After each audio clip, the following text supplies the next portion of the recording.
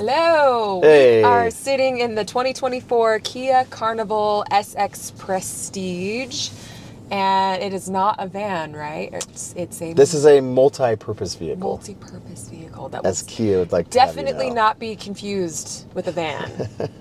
Although it is funny because we, as you well know if you've watched our videos, drive a 2022 Kia Telluride, which is also the SX Prestige trim.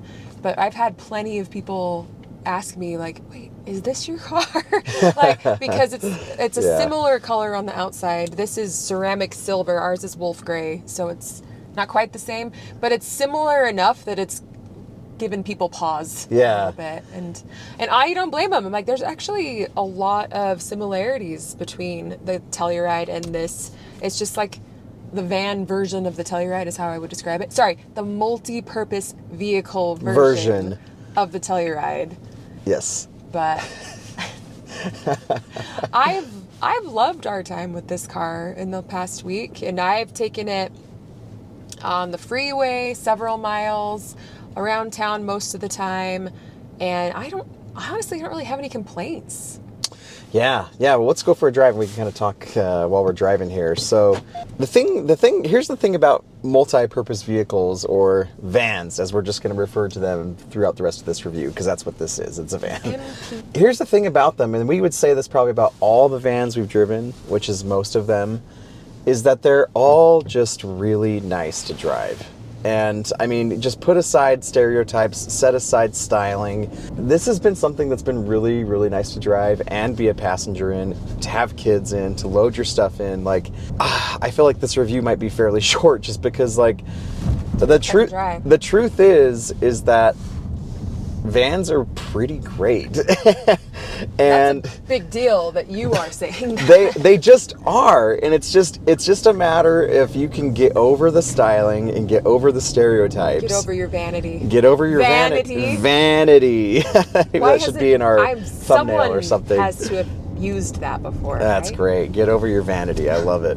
That is just the honest truth. Like, they're all really great. We had the Toyota Sienna recently as well. The XLE with their hybrid, and we loved that as well. They're all fairly cavernous inside. You can put a ton of stuff in here.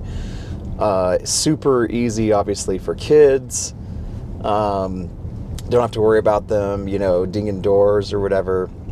I will say, I think the Sienna felt more like a van than this one does. I think the Carnival truly does feel like way more similar to just like a mid-size SUV. Yeah. That's just a little bit more planted. Yeah, I would agree, and that's intentional. Kia has, they want you to call it a multi-purpose vehicle. They've intentionally, tuned the suspension and the steering and engine response and everything about it and the exterior appearance to look and to feel more like like an SUV than a traditional van. And I think it does. Like, I would agree with Allie that, like, this does feel more just like a van version of the Telluride in a lot of ways. But as we've noticed, I think that there are some things here that the Carnival does better than the Telluride. Yeah. I would say chiefly among those is how responsive it is on the throttle. Like, I took a group full of women to an exercise class this morning. It was just so nice being able just to pile everyone in. And I mean, from the get-go, these are moms where I think most of them drive vans. And so they took note of how quick this was, really, relatively. It's not going to win any races anytime soon, but it's really responsive. And that engine, everything shifts so smoothly, where I feel like our Telluride, I don't know if it's indicative of across the line performance or if it's just our particular car, but it seems like there's a little bit of halting when it's shifting through gears, and it doesn't quite accelerate as fast like this. I'm going up a hill right now, and it's just smooth. It's very, very smooth. Yeah, I would agree. This does feel more responsive than the engine, that V6 that's in our Telluride. This has a 3.5 liter V6, and I think the Telluride has a 3.8 liter V6, both naturally aspirated, no hybrid or turbos here to be spoken of.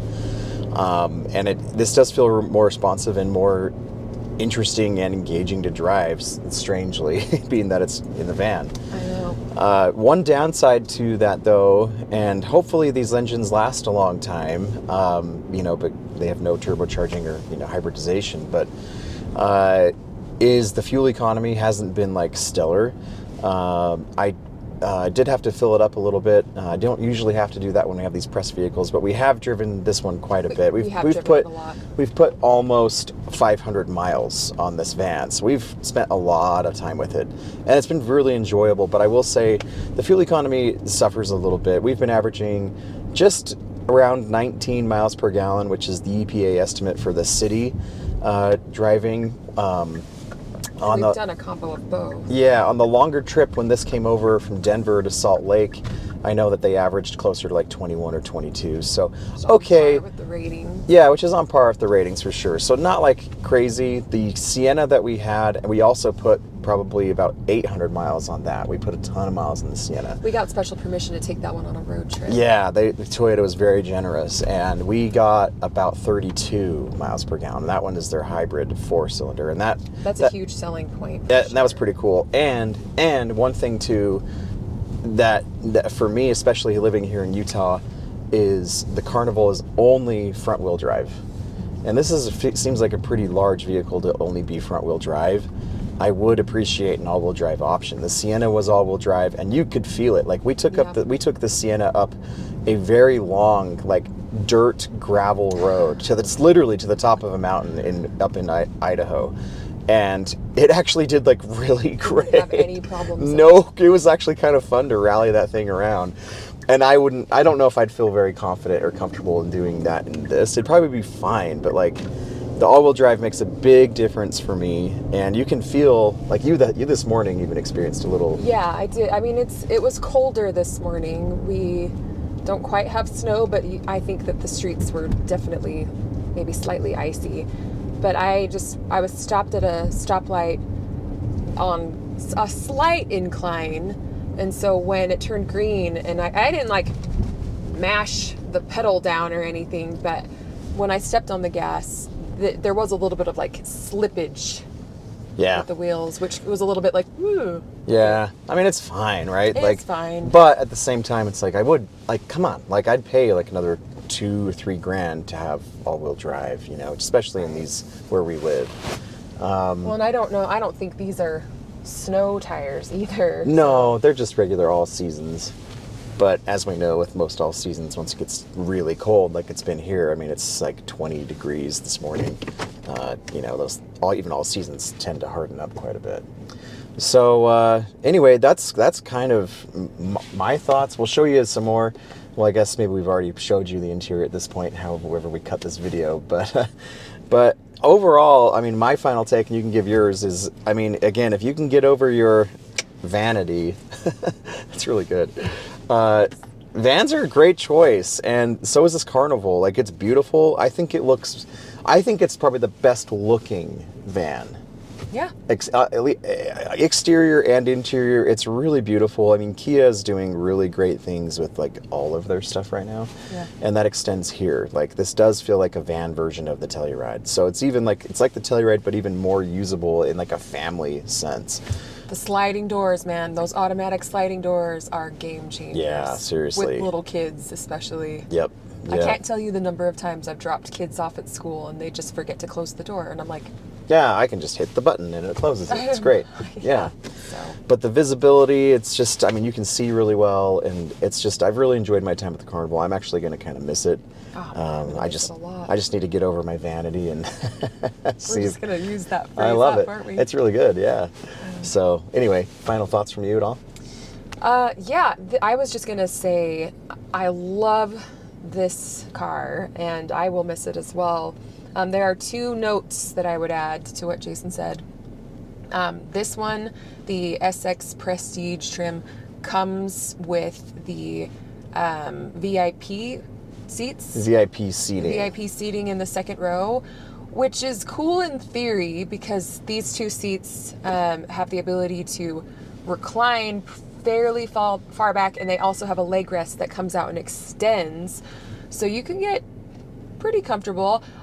Although I will say there's still doesn't seem like there's sufficient room for those in this particular van. Like I'm 5'9", but like with this first row seat, the passenger seat being where it is at a reasonable position, my feet were still hitting the back of the chair here. So I mean, for me to utilize that reclining all the way, I feel like I would have to push the passenger seat forward, and we also folded the third row. And I think you don't necessarily have to fold the third row, but we just wanted to see if that made a difference.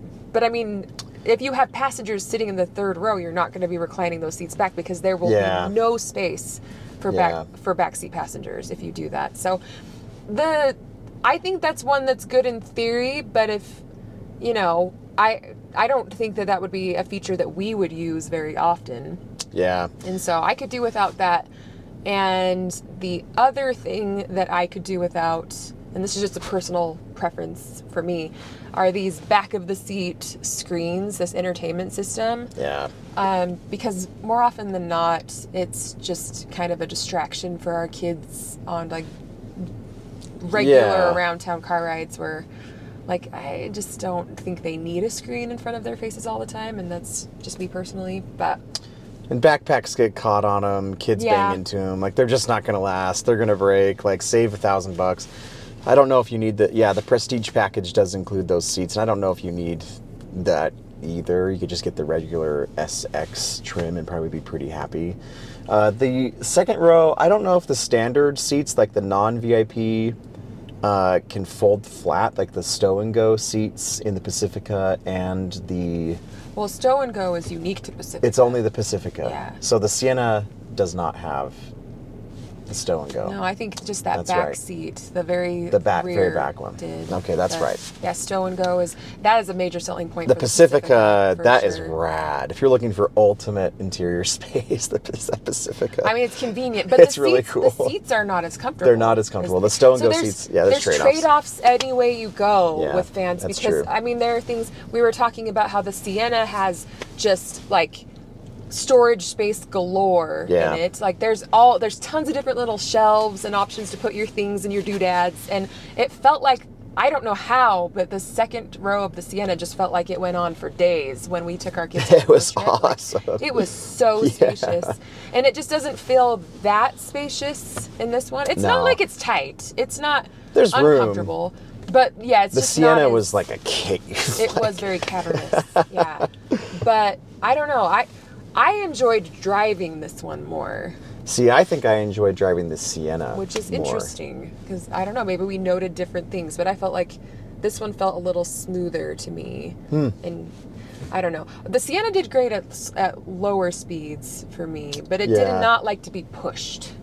Yeah, it kind of ran out of air. Maybe that was the hybrid component of it. That I don't know. I don't know. Oh, I don't know. But regardless, I mean, the Carnival is excellent, and it is beautiful. It is a great car. I definitely think the most beautiful of the vans right now. And I think you'll be really, if you're just looking for a solid family hauler that's a little more stylish than the standard van, but you really don't want to go like SUV, but you want a van, like this is the one for you. If you're in a wintry climate, I would definitely recommend snow tires, especially without all-wheel drive. Get yourself some winter tires. So I would say those are the two biggest knocks against it, is the lack of all-wheel drive options, which maybe Kia will change that in the future. It feels like the vans are, I mean, it was only recently that the Sienna started to offer that, right? Because Pacifica used to have the upper hand on being the one that had all-wheel drive, but now Sienna's got it. And then the other thing is just fuel economy. It's just so not great. One final nitpick. This is $50,000, and this is a Kia and Hyundai thing. No wireless Apple CarPlay. Yeah. No wireless. Like, I've been in cars that are like $28,000 and they have wireless Apple CarPlay. But at the same time, you get heated and ventilated second row seats. Yeah, that's very cool. And ventilated front row seats and a heated steering wheel. All of the niceties and stuff that sometimes you don't even find on like top tier luxury cars. Yeah. So It's true. I know. It just feels like we've got all this cool stuff. Why not a wireless Apple CarPlay? I know. You know? I know. Anyway, Kia, let's do it. Just bring your cord and it'll be fine. Yeah, I guess, yeah. Anyway, guys, thanks for watching. Let us know in the comments if you've bought one of these and how you like it, and what your thoughts are on vans, if you're willing to buy one, and what your experience has been. So until next time, we'll see ya.